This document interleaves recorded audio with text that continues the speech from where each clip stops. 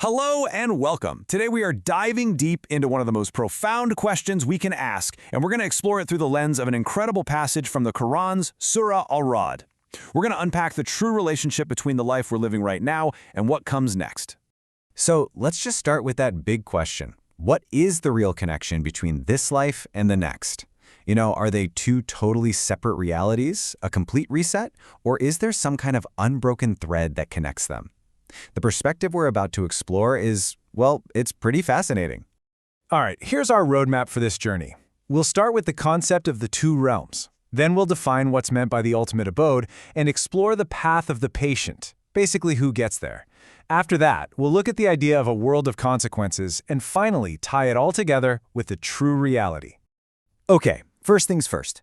We have to understand this core concept in the Quranic worldview, the distinction between our worldly life, what's called the dunya, and the afterlife, the akhirah. But, and this is important, it's not as simple as just here and there. Just look at this breakdown. The text paints our world, the dunya, as being narrow, limited, and temporary. The key idea here is that it's a place of cultivation. Think of it as a farm, a place where we plant seeds.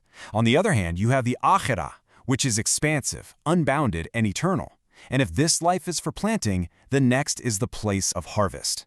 It's the ultimate reality that literally grows out of what we do right here, right now. And this is absolutely the most crucial point to grasp. The source material is so clear on this. These two realms are not disconnected.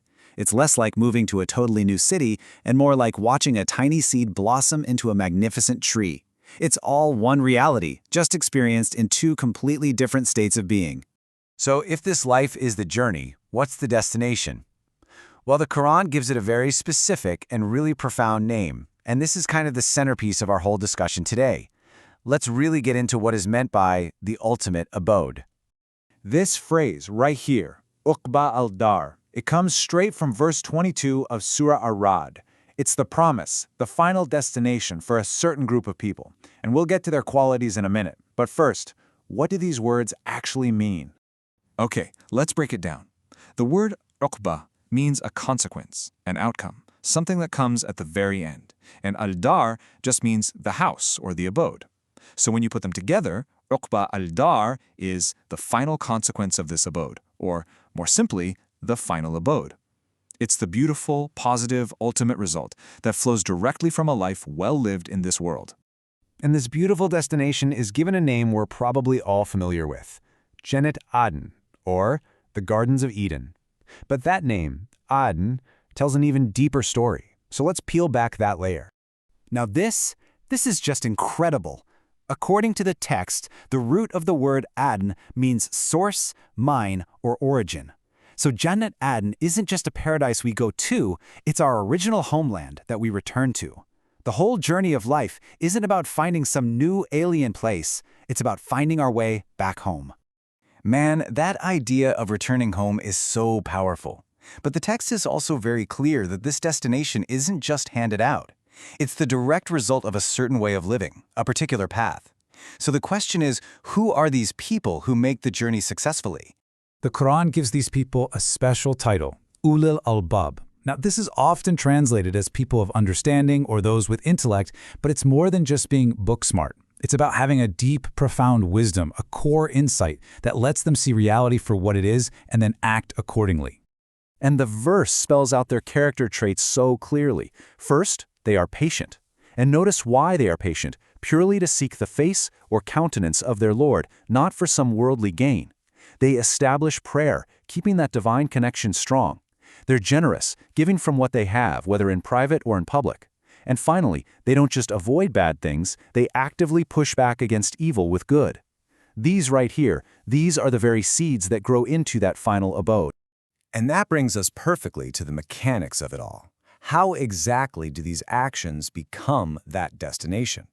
The text gives us this powerful, intuitive analogy to explain this relationship, this spiritual law of cause and effect.